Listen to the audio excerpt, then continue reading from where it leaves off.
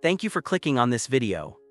If you've ever been made to feel disposable, if you've ever been underestimated by someone in power, then you are in for a treat. This is a story about quiet professionalism, a blatant betrayal of trust, and the most perfectly executed karma-filled exit I have ever witnessed. Hit that like button and subscribe because this is one revenge story you need to hear to the end.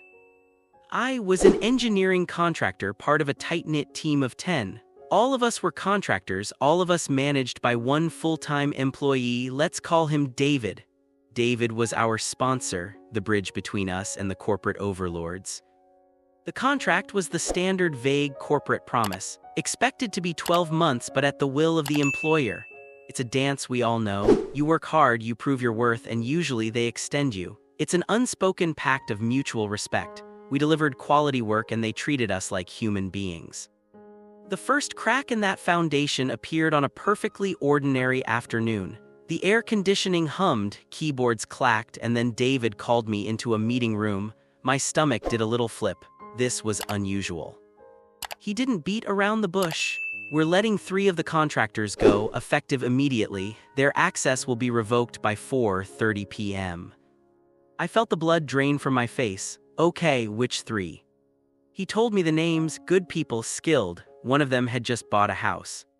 And then he dropped the bomb, and I need you to be the one to tell them. A cold knot tightened in my chest. I was a contractor too. I had no authority to fire anyone. This wasn't in my job description.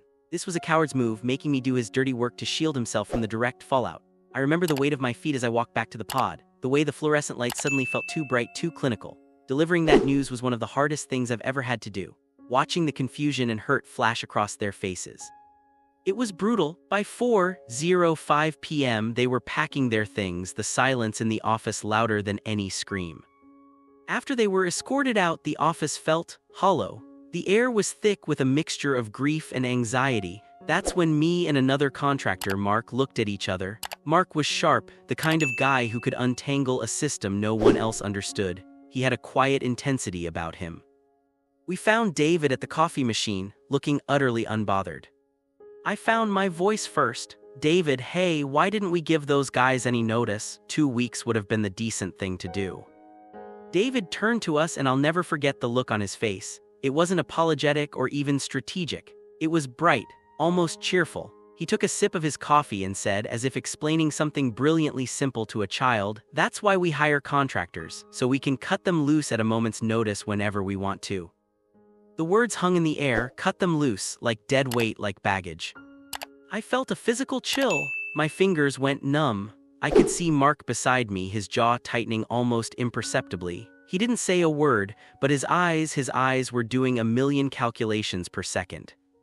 David had just ripped away the curtain. There was no mutual respect, no unspoken pact. We weren't valued team members, we were disposable assets, utilities to be switched off. And the most terrifying part, he said this to 2 other contractors.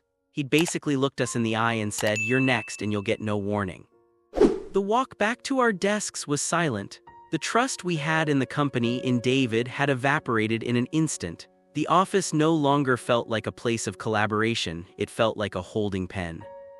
The next day, Mark slid into the chair next to me. "Hey," he said, his voice low, "we need to talk."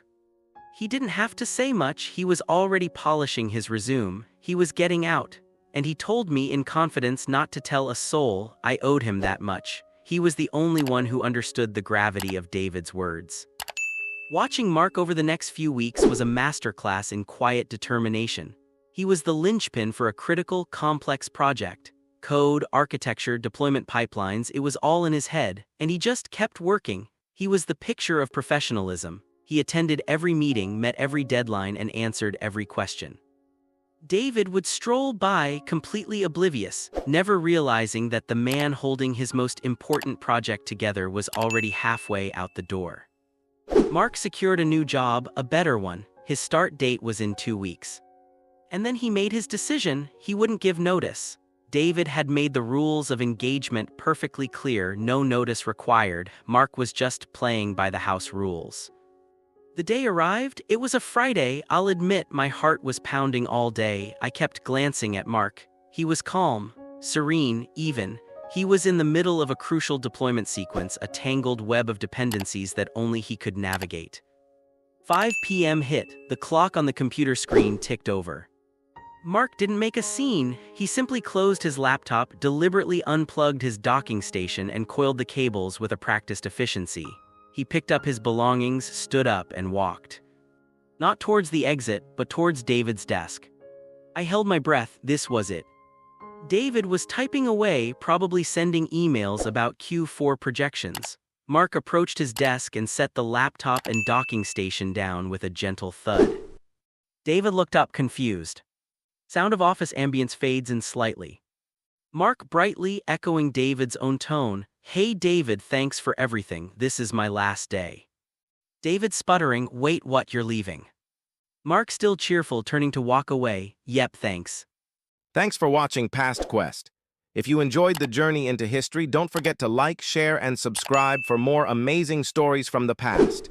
See you in the next quest.